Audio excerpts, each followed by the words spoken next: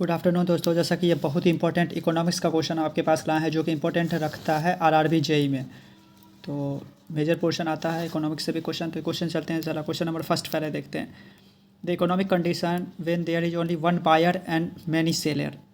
तो पहला ऑप्शन है monopoly, oligopoly, monopsony and perfect competition. चौथा ऑप्शन है, तो एक एक ऑप्शन को हम देखते हैं। मोनोपोली किसे कहते हैं? मोनोपोली कहते हैं जब सिंगल सेलर रहता है, बहुत सारे बायर रहते हैं। जैसे विद्युत विभाग, बिजली विभाग में इलेक्ट्रिसिटी जो प्रोड्यूस करता है, तो सिंगल सेलर रहता है, बहुत सारा बायर रहते हैं।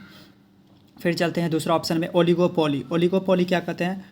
फ्यू सेलर, कुछ ही सेलर होते हैं, बहुत सारे मल्टीपल बायर होते हैं।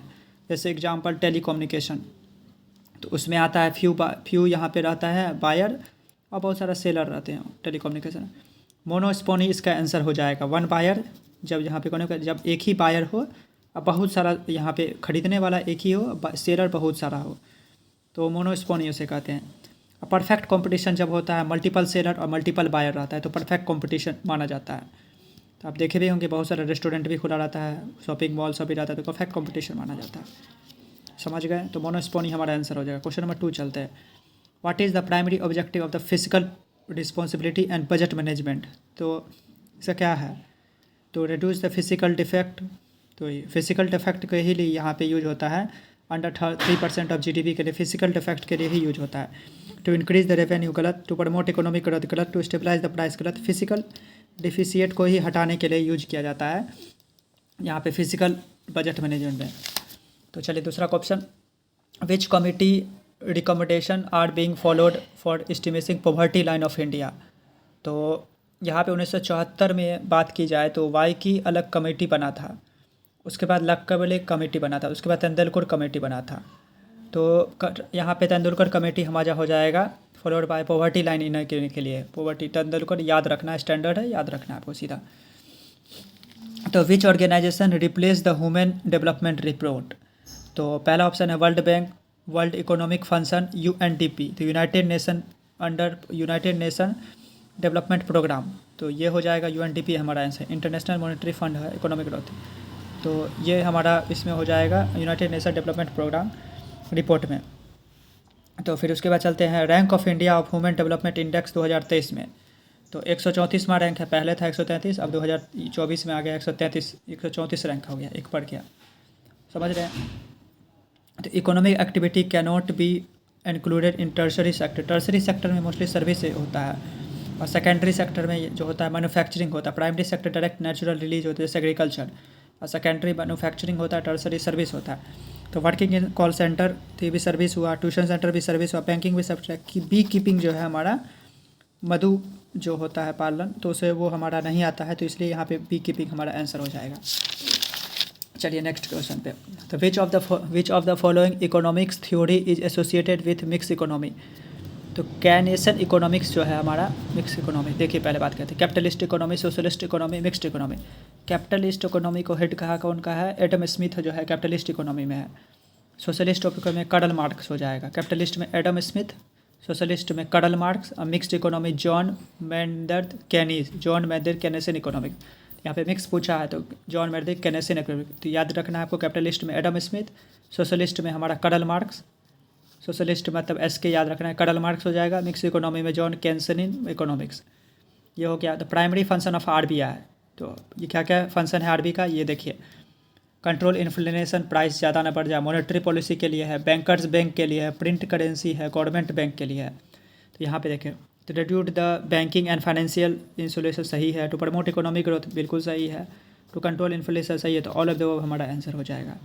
फिर चलिए, which of the following organisation is responsible for regulating securities market in India? तो आरबीआई गलत ऑप्शन है। Securities and exchange board of India, यही ऑप्शन हमारा सही है। मैच भी हो रहा है तो इसमें भी आप कर सकते हैं। इंश्योरेंस रेगुलेटरी डेवलपमेंट अथॉरिटी गलत है। Pension fund regulatory and development authority, ये भी गलत है। तो ये security and exchange board of India हमारा आंसर सही हो जाएगा। ये चलिए, a person lost his job due to economic recess then he decide to work on low wages, which type of unemployment is this? तो एक हम ऐसे देखते हैं, सबसे पहले यहाँ पे राइज होता है, फिर एम्प्लॉयमेंट बढ़ता है, फिर यहाँ पे अंडर रिसेशन आता है। तो रिसेशन आता है तो एम्प्लॉयमेंट डिक्रीज हो जाता है। तो इसी तरह से लो वेज में काम किया जाता है, तो ये एक साइक्लिक है, तो ये पे साइक्लिक के लिए यूज होता है, तो ये साइक्लिक हो जाएगा। सीजन बेस्ड सीजनल जो एम्प्लॉयमेंट है अनएम्प्लॉयमेंट, तो वो सीजन बेस्ड होता है। कुछ काम किए, सीजन रहा, उसका फिर सीजन नहीं रहा, बरसात में रहा तो एग्रीकल्चर के, उसके बाद सीजन हट गया तो एग्रीकल्चर का नहीं रहा, तो उस समय में सीजनल होता है। डिस्गाइज एम्प्लॉयमेंट ये होता है जब बहुत सारा पीपल एक ही सेक्टर पे जॉब में जुड़ जाते हैं, जैसे एग्रीकल्चर सेक्टर में, लेकिन जुड़ना रहता है 3 को, जुड़ जाते हैं 6 आदमी को, तो उसमें तो कोई फ़ायदा हो नहीं पाता है, उसे कहते हैं डिस्गाइज सप्लीमेंट। तो और इसके बाद कहते हैं frictional gap between transition phase with job with switch. और फ्रिक्शनल अनएम्प्लॉयमेंट उसे कहते हैं जब एक रोज़गार मिला है, दूसरे जो रोज़गार में जाएंगे तो उस गैप को जो ये बीच में जो बेरोजगारी का दर है उसे कहते हैं frictional. The gap between transition phase of job switch, ये हो गया। Following type of inflation is characterised by a rapid increase in price. तो क्रीपिंग इन्फ्लेशन कहते हैं। क्रीपिंग इन्फ्लेशन किसे कहते हैं? Inflation rise take place slowly. Creeping inflation उसे कहते हैं जब इन्फ्लेशन राइज स्लोली जब होता है इन्फ्लेशन, तो क्रीपिंग इन्फ्लेशन कहते हैं। गैलोपिंग मतलब जब बहुत फास्ट में होता है इन्फ्लेशन तो गैलोपिंग कहते हैं। हाइपर इन्फ्लेशन होता है जब कब? तो hyper inflation rapid increase in price, तो राइपर तुरंत इंक्रीज होता है तो उसे कहते हैं, ये हो गया हमारा। और उसका रैपिड इंक्रीज इन प्राइस तो उसे किसे कहते हैं? हाइपर इन्फ्लेशन हमारा ये हो जाएगा। स्टेगफ्लेशन किसे कहते हैं? Rise in inflation but no growth in economy, low job creation, high employment, ये हो गया। तो इंक्रीजिंग ऑर्डर में कौन सा हो जाएगा पहले? तो पहला हो जाएगा स्टैगफ्लेशन इन्फ्लेशन, उसके बाद हाइपर इन्फ्लेशन, उसके बाद क्रीपिंग इन्फ्लेशन, उसके बाद गैलोपिंग इन्फ्लेशन।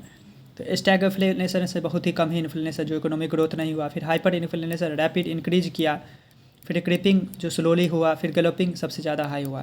तो अब यहाँ पे पूछा क्या है? कैरेक्टर रैपिड इंक्रीज, तो रैपिड इंक्रीज में हो जाएगा हाइपर इन्फ्लेशन हमारा आंसर हो जाएगा।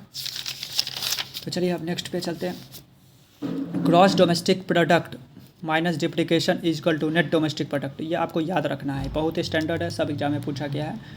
तो ग्रॉस डोमेस्टिक प्रोडक्ट में जब हम डिप्रिकेशन माइनस कर देते हैं तो नेशनल डोमेस्टिक प्रोडक्ट हमारा आ जाता है। ग्रॉस डोमेस्टिक प्रोडक्ट में से हम जब डिप्रिकेशन घटा देते हैं तो नेशनल डोमेस्टिक प्रोडक्ट आ जाता है। ग्रॉस डोमेस्टिक प्रोडक्ट में जब हम डिप्रिसिएशन घटाते हैं, ग्रॉस नेशनल डिप्रिकेशन है, national national product, national development product, ये हो गया। ये आपको याद रखना बहुत ही स्टैंडर्ड में। The payment of loan given by government is an example of, loan देते हैं तो क्या? रेवेन्यू एक्सपेंडिचर, ये गलत हो जाएगा। पेमेंट देते हैं तो मनी गोज जाता है तो एक्सपेंडिचर, मनी कम तो रिसिप्ट होता है तब रिसिप्ट कहते हैं। रेवेन्यू एक्सपेंसर गलत, रेवेन्यू रिसिप्ट गलत, कैपिटलिस्ट गलत, यहाँ पे क्या हो जाएगा? कैपिटल एक्सपेंडिचर हो जाएगा। Payment of loan given by government is capital, वो लोन देते हैं गवर्नमेंट, क्यों देते हैं? क्योंकि वो एक्सपेंडिचर हो जाएगा, तो कैपिटल एक्सपेंडिचर हमारा इसका आंसर हो जाएगा। When expenditure is greater than revenue, तो एक्सपेंडिचर ग्रेटर देन रेवेन्यू, तो revenue deficit equal to revenue deficit का revenue income minus expenditure, revenue income minus revenue expenditure. Budget deficit किसे कहते हैं? But budget income minus budget expenditure. Current income account deficit, export current account deficit करते हैं, export is less than import, लेकिन export ज़्यादा होता है तभी सही रहता है। Primary deficit, physical deficit minus, यहाँ पे physical deficit minus instant payment, initial payment, तो ये हो गया। ये आपको याद रखना है सारा सब कुछ। तो cash reserve ratio is calculated at the each bank rate of inflation, गलत। Net demand by time availability, net demand by cash reserve ratio जो है वो क्या है? Net demand by time availability, ये हमारा ऑप्शन सही है। क्रेडिट कोड गलत, सेविंग ऑफ कस्टमर गलत। When the fiscal deficit is high what happen to the price, the fiscal defect हो जाता है प्राइस इंक्रीज कर जाता है, प्राइस डिक्रीज गलत, ये गलत, ये गलत, प्राइस इंक्रीज होता है हमारा। And increase in money supply which causes increase rate, तो मनी सप्लाई बढ़ जाएगा तो क्या हो जाएगा? यह जो है इंटरेस्ट रेट घटाना चाहेगा गवर्नमेंट, जिससे सब आदमी ले सके loan. When more money in the market the interest rate fall, जब लेस मनी मार्केट रहता है तब यहाँ पे इंटरेस्ट रेट बढ़ जाता है। Monetary policy committee of India किस लिए लाया जाता है? To control the price stability के लिए लाया जाता है। जब इंटरेस्ट गवर्नमेंट दे दे, इंटरेस्ट घटा दे, तो उसे किस लिए लाया जाता है? प्राइस स्टेबिलिटी के लिए हो जाता है। फुल एम्प्लॉयमेंट से कोई लेना देना नहीं, इकोनॉमिक ग्रोथ से कोई लेना देना, बैलेंस ऑफ यहाँ पे पेमेंट के लिए कोई लेना देना, तो प्राइस स्टेबिलिटी हमारा आंसर हो जाएगा।